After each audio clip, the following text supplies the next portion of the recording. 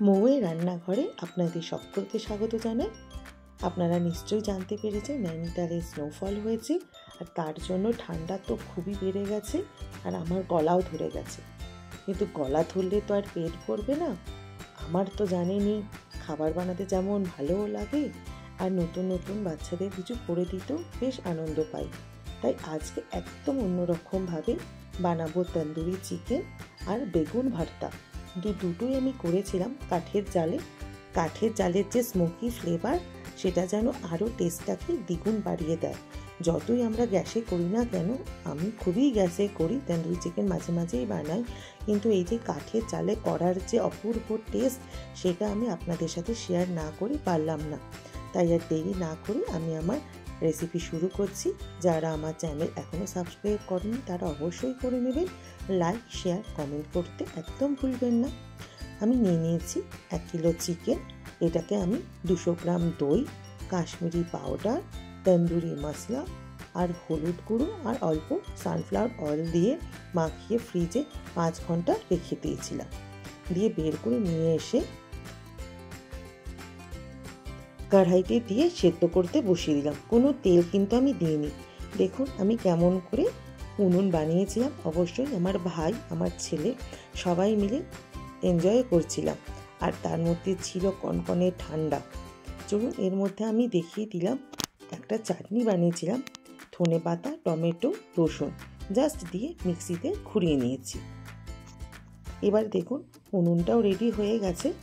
এবার একটা জালি নিলাম, নিয়ে চিকেনগুলোকে সাজিয়ে দিয়ে বসিয়ে দেবো তন্দুরি করতে।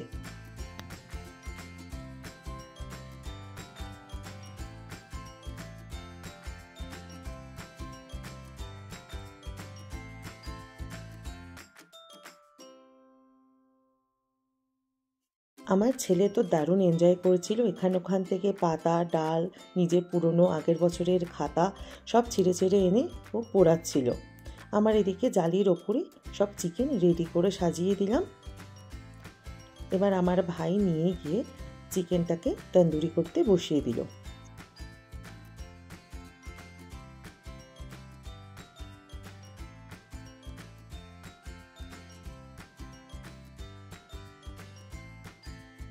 চিকেনগুলো তো অর্ধেক সেদ্ধ হয়েছিল, শুধু স্মোকি ফ্লেভারটাই দেওয়ার জন্য আমরা তন্দুরি স্টাইলে বানাচ্ছিলাম। কিছুক্ষণ বাদে এসে উল্টেও দেওয়া হলো। এবার এত গরম হয়ে গেছিল, আর পাশে বাটারটা বাটিতে রাখতেই গলে যাচ্ছিল। যাই হোক, এভাবে করে করে বাটার লাগিয়ে লাগিয়ে দারুণভাবে চিকেনটা আমরা বানিয়ে নিয়েছিলাম।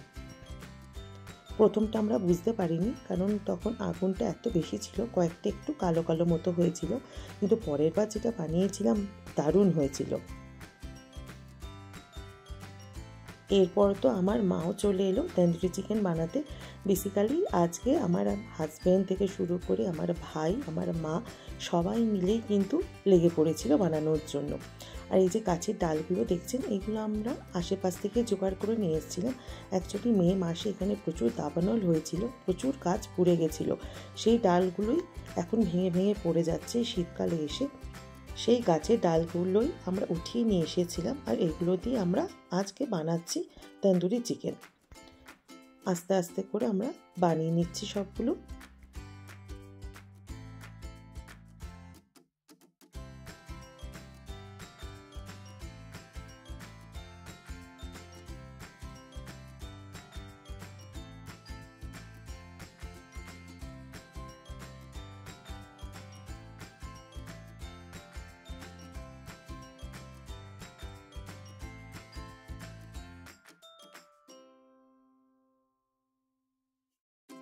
তন্দুরি চিকেনগুলো হয়ে গেল। এরপর বানিয়ে নিচ্ছি ওই বেগুন পোড়া। 3টে বড় বড় বেগুন ছিল, সেগুলোকে আমরা ভালো করে পুড়িয়েও নিলাম। বেগুনগুলোতে একটু সর্ষে তেল মাখিয়ে নিয়েছিলাম, তারপরে মাঝে মাঝে উল্টে পাল্টে দিয়ে দিয়ে বানানো হচ্ছিল এই বেগুন পোড়াগুলো। দেখুন কিছুক্ষণের মধ্যে বেগুন একদম চুপসে গেছে, মানে বেগুন পোড়া একদম রেডি।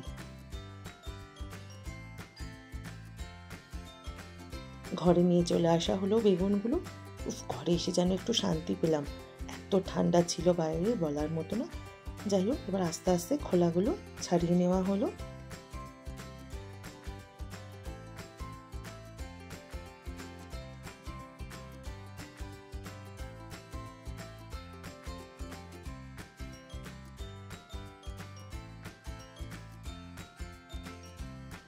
ভালো করে বেগুনগুলোকে চটকে নিয়ে টমেটো, পেঁয়াজ, রসুন কুচি আর ধনেপাতা আর অল্প একটু নুন দিয়ে ভালো করে মেখে নিলে তৈরি হয়ে গেল বেগুন ভর্তা।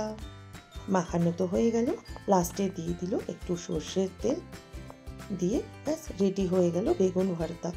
অন্যদিন আমি যখন রান্না করি সবটা আমি একাই করি, কিন্তু আজকে সবাই মিলে বা সবার যৌথ উদ্যোগে এবার মা এসে দিয়ে দিল কিছুটা পরিমাণ নুন, ব্যাস রেডি হয়ে গেল বেগুন কা ভর্তা। এবার তন্দুরি চিকেন আর বেগুন ভর্তাটাকে প্লেটে সাজিয়েও দিলাম। আপনারা অবশ্যই জানাবেন আপনারাও কি এভাবেই বানান না অন্যভাবে বানান, কমেন্টসে অবশ্যই লিখবেন।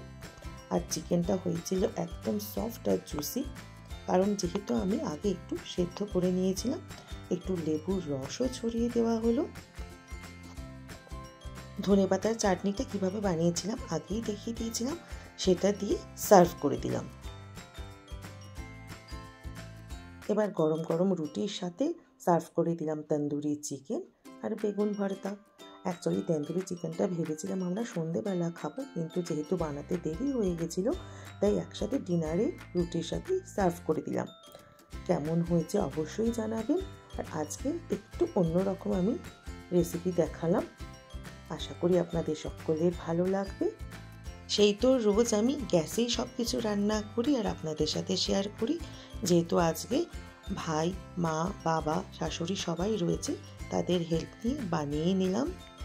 দুটোই কমন রেসিপি, কিন্তু বানিয়ে নিলাম একটু অন্যভাবে। আশা করি সকলের ভালো লেগেছে। আবার মনে করিয়ে দিলাম মৌয়ের রান্নাঘর ডায়েরি অবশ্যই সাবস্ক্রাইব করে নেবেন আর লাইক, শেয়ার, কমেন্টও করবেন। ভালো থাকবেন, ধন্যবাদ।